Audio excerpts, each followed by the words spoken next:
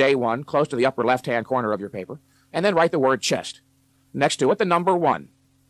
Exercise number 1 for the pecs will be pec deck for 6 to 10 reps to failure. Now, from here on, you won't have to write the words to failure, as that is a given, and 6 to 10 reps is merely a suggested guideline. There is nothing magic about the number 10.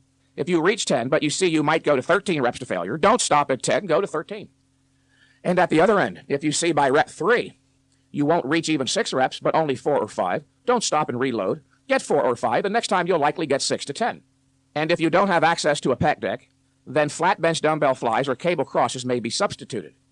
Directly underneath exercise 1, write out the word superset, and directly underneath that, the number 2.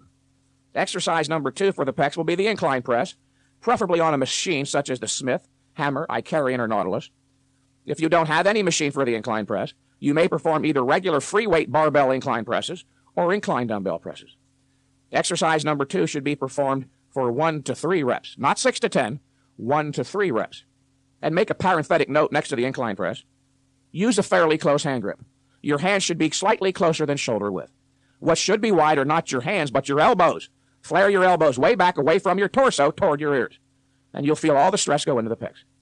Contrary to popular opinion, a wide grip is not the best way to develop pecs. And for beginners, a superset means 2 sets, 1 set of each of 2 different exercises, where the performance of one is followed immediately by the other, as with pec deck supersetted, or followed immediately by incline press. All right, now write down the word back, still under day 1, write down the word back, and then the number 1 itself. Exercise number 1 for the back will be close grip, palms up, pull downs, 6 to 10 repetitions. Close grip, palms up, pull downs. Directly underneath that, write down the number 2, which will be regular style, not stiff-legged, but regular deadlifts. There is no superset here, by the way. There will be no superset unless I specify.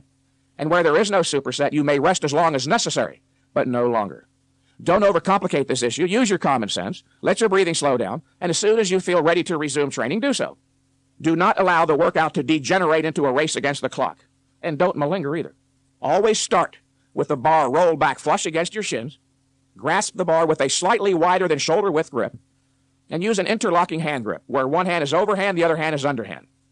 Squat down in such a fashion that your hips are at least slightly lower than your shoulders. And most important of all, keep your back perfectly flat and your head up. Keep your back perfectly flat and your head up. You might even pick out a point on the wall, that crevice where the wall meets the ceiling, and keep your attention trained on that unwaveringly throughout. Then stand up in a deadlift fashion with considerable rotation around the hips until you're standing perfectly straight, no need to arch backwards. Then put the bar back down, reset, and do another. Perform 5 to 8 reps as close to failure as you're willing to go.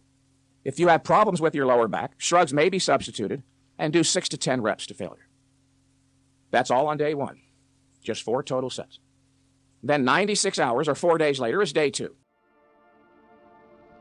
Thanks for watching. If you enjoyed the video and the information provided, please check out more of my videos and subscribe to my channel.